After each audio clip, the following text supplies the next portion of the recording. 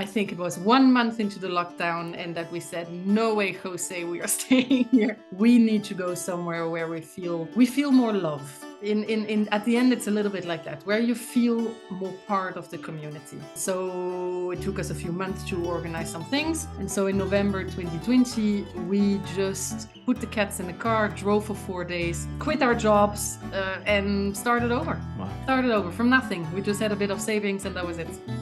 On this week's episode, I'm joined by my colleague at Portugal Realty, Charlotte Ham. Charlotte is half French, half Dutch. She's lived in 6 countries and has been living here in Portugal for the last 3 years with her husband and a young child.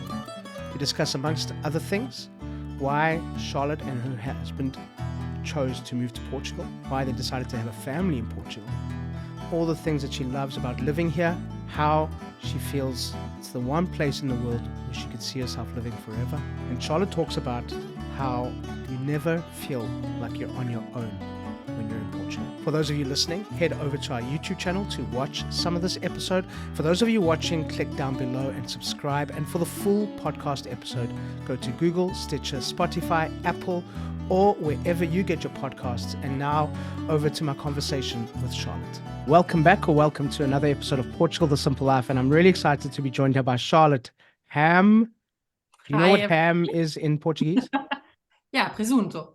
Fiambre. Fiambre. Oh, It's presunto a good start, Charlotte. It's a good start. It's a good start. So we're going to call you Charlotte Fiambre. Charlotte Fiambre, true. Yeah. Charlotte, for all of those people that are wondering, what is it like to work with Dylan? You can shed some light on how delightful it is. Should I lie or should I tell the truth? Lie, completely just lie. Just don't tell the truth at all. No, we've been now working together for over 3 years already. Jesus, it's been a long time. And no, it's always been a pleasure. It's the sales part is not my job originally, and so it's very important to always have.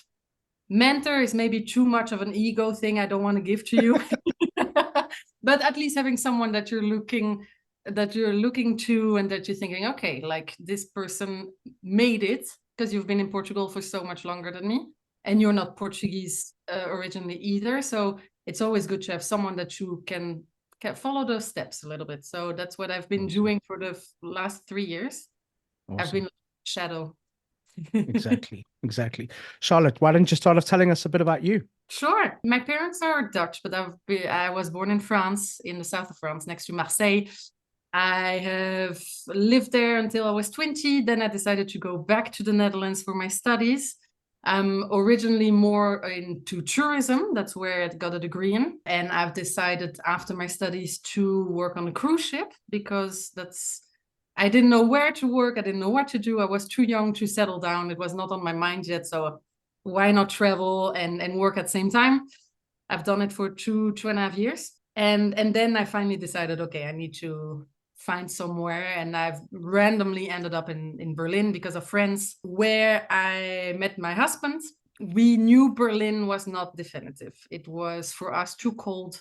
My husband is Brazilian, so we have a little bit more of a warm heart, let's say it like this. And in 2019, before COVID, we went on holidays to Portugal in September for 2 weeks.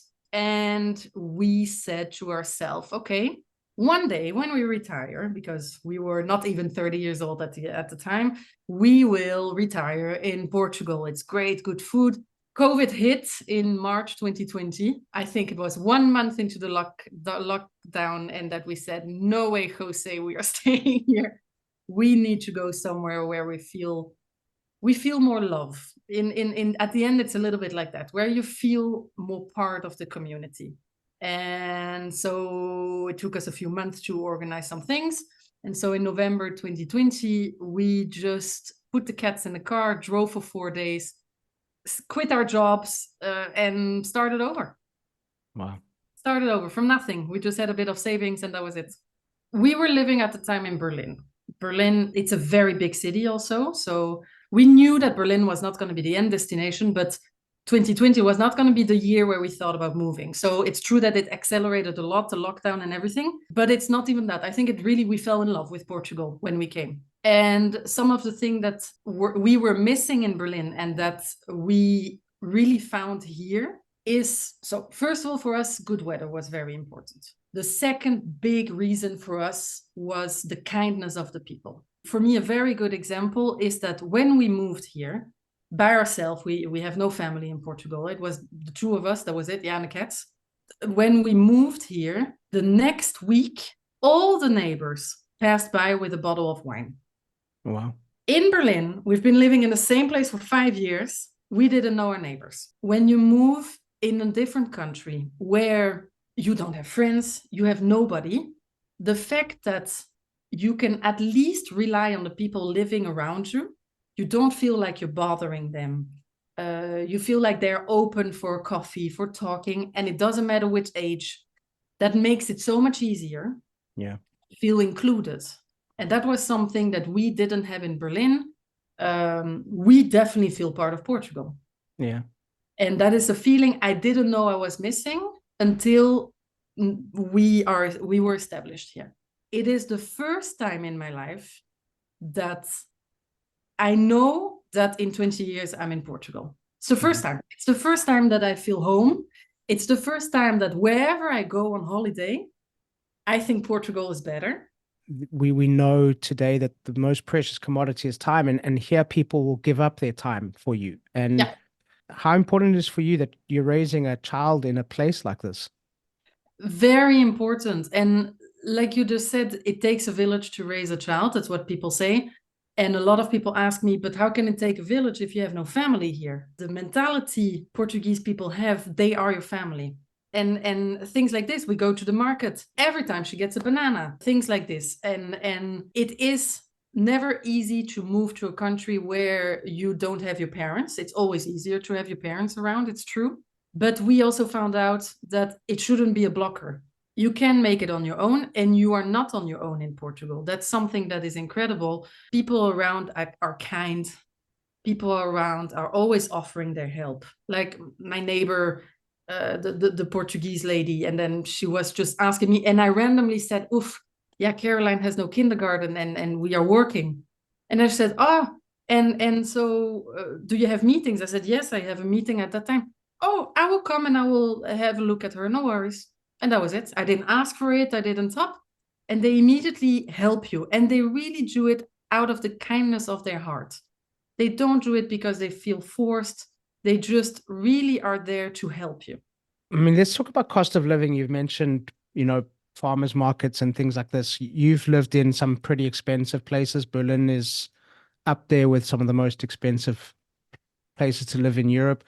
I mean, now coming out on your own, starting a life, a daughter, just talk about cost of living, what people can expect, just day-to-day stuff in Portugal, in your opinion. The day-to-day, so supermarkets, things like this, food, it is cheaper. It is cheaper. Of course, it's not as cheap as it used to be. Things go up like everywhere in the world. It is cheaper. Something for me, which is really cheaper, is medical care. And we went for private because at the time when we arrived, we didn't have a fiscal number. It was more, we needed an insurance. So that was a bit easier. I don't know, should I say prices so that people know a little bit? Or If you want to, yeah. If you want, you can. we are paying 60 euro per person per month for private care. Of course, you need to pay a little bit on top, depending on whatever, but birth, that's going to be that's like full coverage? And that's like full coverage? That's full coverage. Jeez. That's full coverage. Birth, so I had to pay a little bit on top because I needed an emergency C-section. I had to pay 200 euros. Okay. Also not the end of the world, 200 euros for a C-section. I was 5 days in a hospital. So that's something that for me was really good. Yeah. And cost of living, of course, if you look at fruits and vegetables, which are local, which are locally made, things like this, it's not that expensive. It's not that expensive. I mean, let's talk about the food, eating out. Tell us. It's cool. So I might have a restaurant addiction a little bit.